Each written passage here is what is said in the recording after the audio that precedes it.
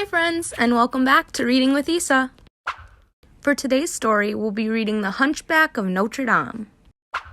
Long ago, in the city of Paris, a young man lived in the bell tower of the great cathedral of Notre Dame.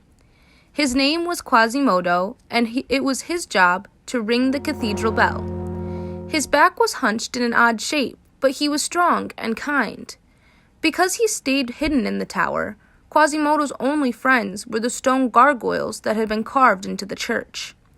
They came to life, but only in front of him. Quasimodo's master, Judge Claude Frollo, was a mean man. Years earlier, he had accidentally killed a gypsy, Quasimodo's mother, and did not want anyone to discover what had happened, so he kept the hunchback hidden and told him he was a monster. Many years passed. Quasimodo grew up in the tower, always watching the people below, wishing he could leave and meet some of them. Then, one day, everything changed.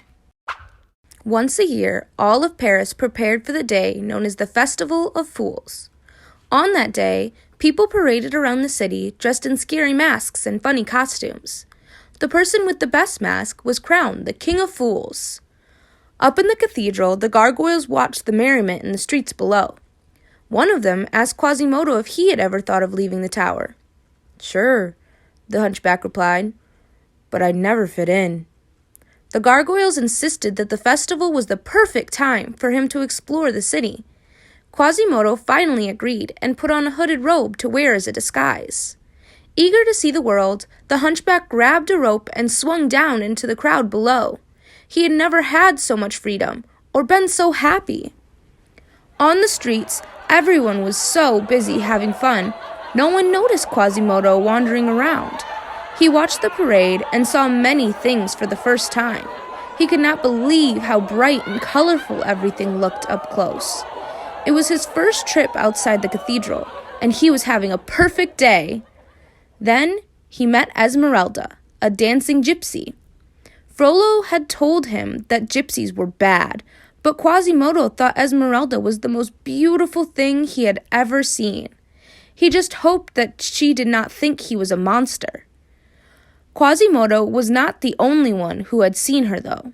That very day, the new captain of the guard arrived in Paris. His name was Phoebus, and he was strong and handsome. He also noticed Esmeralda's beauty. Later that day, Quasimodo was crowned King of Fools for having the best mask. The crowd laughed until they saw the mask was not a mask at all. It was his real face. Then they became very mean and tied him up. They called him names and threw things at him. Quasimodo cried for help, but no one stepped forward. Esmeralda was outraged. She ran to the hunchback and freed him. Frollo saw what Esmeralda had done and was very angry. He ordered Phoebus to arrest her, but Esmeralda and her gray goat Djali ran into the cathedral where they would be safe.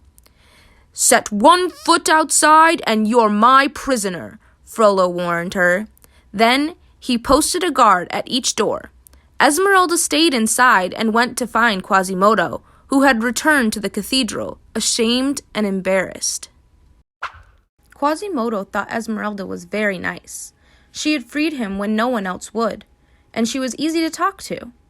He decided his master must be wrong about gypsies, and if Frollo was wrong about Esmeralda, maybe he had been wrong about Quasimodo too.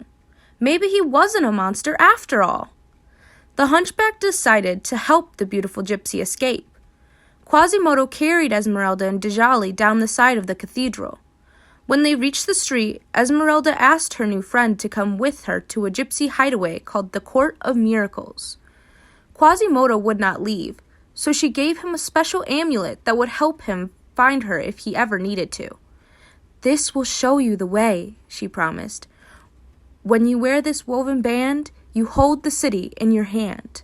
Then she hurried away. When Frollo learned that Esmeralda had escaped, he ordered Phoebus to burn down the home of anyone who had helped the gypsies or who might be keeping Esmeralda's location a secret. Phoebus refused, so Frollo's soldiers started to set buildings on fire. The captain could not stand to see anyone hurt, so he rescued a family that was trapped in a burning building. Frollo was furious and tried to kill him. As Phoebus tried to get away, one of Frollo's archers hit him in the back with an arrow. Esmeralda found the wounded captain and brought him to the bell tower. She asked Quasimodo to hide him. The hunchback agreed, for he could see that the two were in love.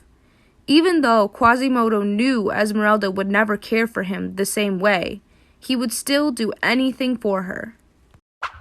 Once Esmeralda left, Frollo went to the bell tower to try and trick Quasimodo into telling him how to find her. "I know where her hideout is," he lied, "and tomorrow at dawn I attack with 1,000 men."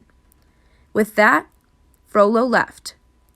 Quasimodo and Phoebus knew they had to warn Esmeralda, but the hunchback was scared to stand up to his master. "You must do what you think is right," Phoebus said. Quasimodo thought about it. Esmeralda had been very kind to him, and this was his chance to repay her. He ran after the captain. "I'm not doing it for you," the hunchback said. "I'm doing it for her." Quasimodo knew he could find Esmeralda at the Court of Miracles. Using the map on the amulet, he and Phoebus set out to find her. They did not realize that Frollo and his soldiers were following them. Soon after Quasimodo and Phoebus had arrived at the gypsy hideout, Frollo burst in and arrested them all. Esmeralda and Phoebus were led off to prison, while Quasimodo was chained up in the cathedral's tower.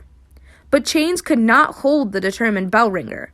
Breaking free, he rushed to the prison, arriving just as Frollo was about to kill Esmeralda. Quasimodo rescued her and raced back to the safety of the bell tower.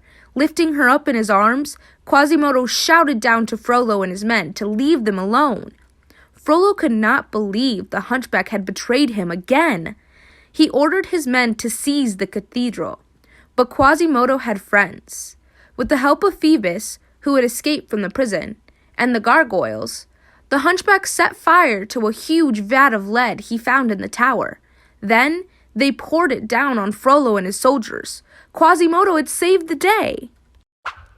With Frollo defeated, the friends walked out of the cathedral and into the sunlight. A crowd was waiting, and they cheered when the hunchback appeared.